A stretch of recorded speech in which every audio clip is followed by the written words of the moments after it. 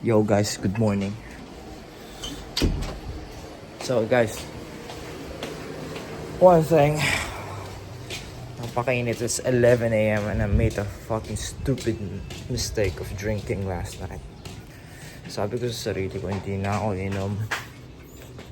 Pero kagabi, I made a mistake. So ngayon, dehydrated, kulang sa tulog na naman.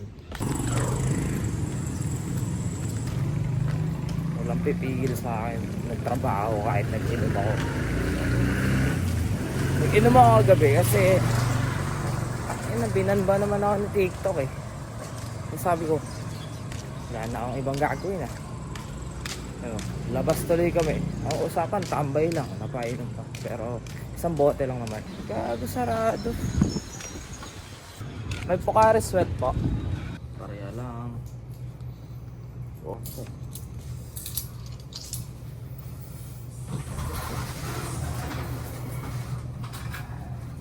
Mga sister.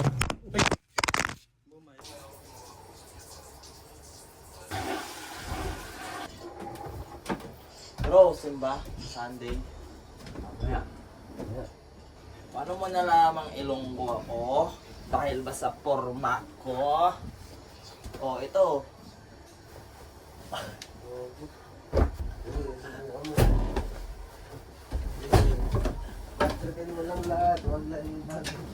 Oy, oy. Ginagago mo ako gabi.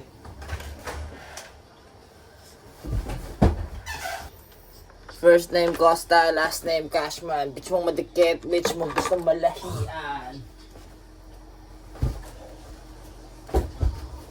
Yo guys, okay. Tara, trabaho naman tayo. Edit tayo sa MacBook. So, gagawa ako ng to-do list para ma-update kayo sa gagawin natin ngayong araw. Kasi, syempre, kasama ko kayo dito eh. Edit, to-do list, asikaso ng mga negosyo natin na bawal ipakita sa vlog. Dahil nag-handle tayo ng mga private client. And then, basta, gagawin ko super productive tong araw na to. Gym kung pwede nga eh. Pero dahil dehydrated yung muscles ko, mag-hydrate muna ako ng maayos. Okay. Sis, ano? May amat ka pa ata eh. Sakit ng katawan ko. Yo guys, this is my to-do list for today, April 13. Edit 2 vlogs, Bembang Theory, gym or boxing or takbo, whatever. Vlog, live stream, hindi na natin gagawin yan, tangina. Dahil tayo ay naban. So, gagawin ko to lahat. Tangina. Kasi papakita ko sa inyo na kahit nag-inom ako, maging productive ako the next day. So yun guys, sound trip muna tayo. Nandito lang ako, di pa babayaan. Muna para mag-isa. Makawali play, maka-copyright. Tara guys, let's go. Yo guys, ito na yung vlog. I-edit ko na. Quick break muna. Kasi tinatawag na tayo ng ating mama Nini. Uy, tara, kain tayo. Ano ta? King ta? Panset. Kain tayo guys. Ito ang aming almusal.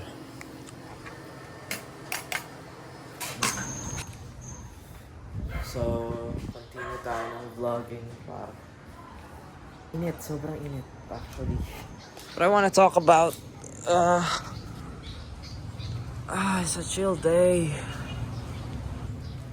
Guys, alam nyo, don't be too hard on yourself, especially these days na mahilig tayo mag-isolate, mahilig tayo magkulong sa kwarto. Kasi iniisip natin, tayo lang yung dumadaan sa mga mabibigat na problema. It's actually very selfish kung magkukulong ka sa kwarto mo and titigil ka makipag-usap sa friends mo dahil it's a me problem, not a they problem. Pero that's actually really selfish and dangerous. Alam mo, you cannot hate yourself for the things that you did. Kasi in order to love yourself, you cannot hate the experiences that shaped you. It's in those bitter and ugly experiences na mas nakilala natin yung sarili natin. Alam nyo, lagi may opportunity sa mga ugly experiences. Sa mga bad experiences. I believe dun talaga sa mga hard times, sa mga bad moments natin, mas nasi-shape yung character natin. And nandun yung growth. If you're going through a very difficult time, I would say just keep on going. Because these are the things that will help you grow.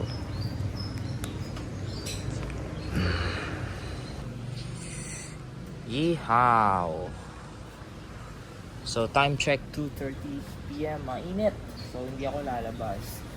Mag-vlog ako mamaya. Pero hindi pa ako lalabas ngayon, 5 pa. Sobrang init kaya. Pero bahala na. Sabi yun, bahala na. Kung anong mabasa kong libro, doon ako magkakaroon ng idea. Bahala na si Batman.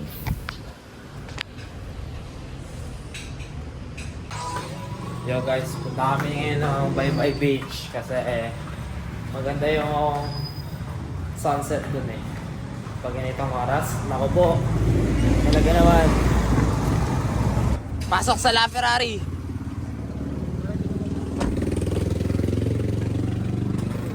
Linis. Let's go. Boy, punta na kami ngayon ng Bye-Bye Beach, boy. Bye-Bye Beach. So, yan, galing kami dito sa shop na to, All About Fame. Bumili siya ng t-shirt si Ses. So, yeah.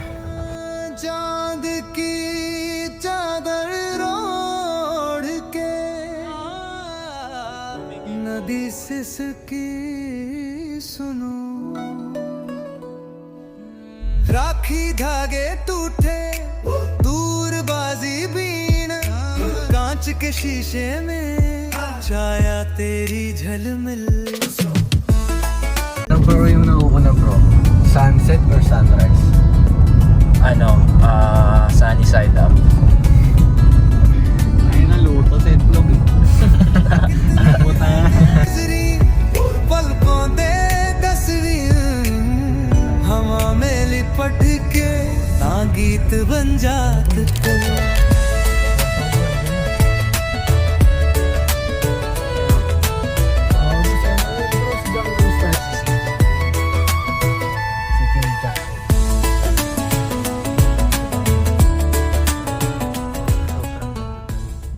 Sis!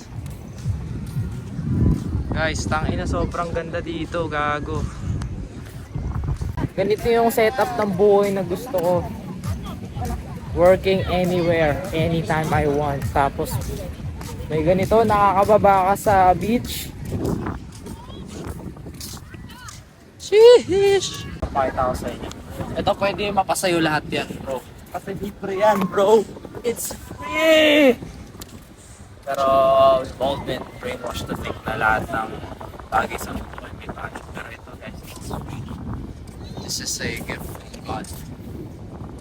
That's why I don't forget to thank God every single day that I'm alive. Every single day that I open my eyes, I'm always thankful that I'm alive.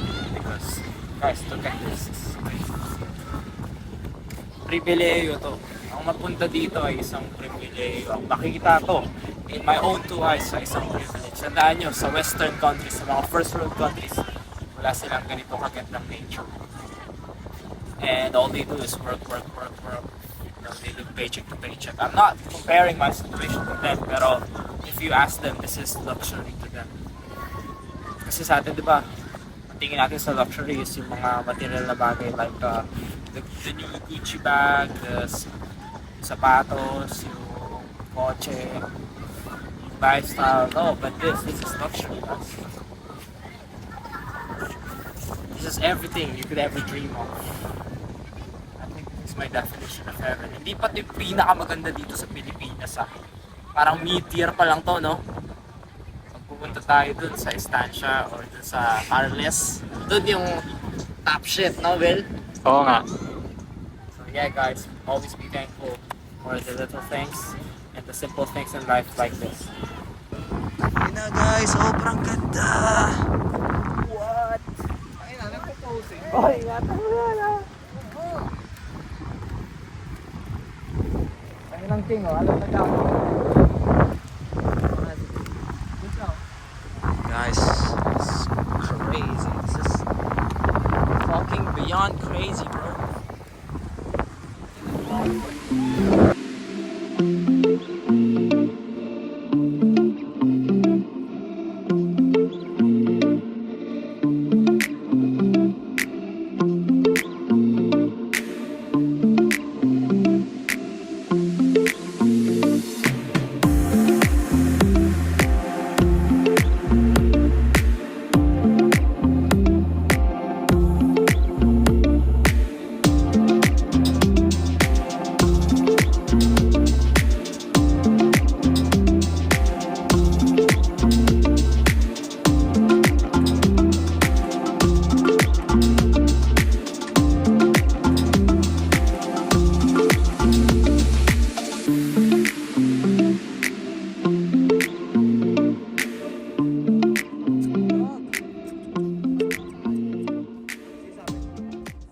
Sobrang ganda niyan, di ba?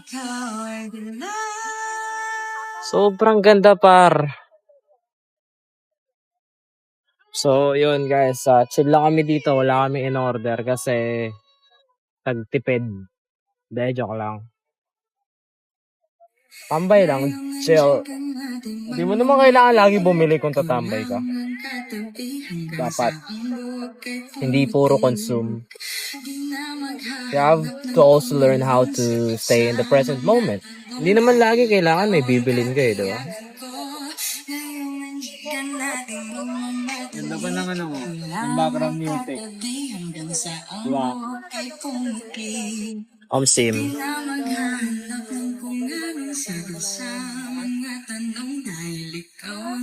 Mahal na mahal ko tong lugar na to, tangina.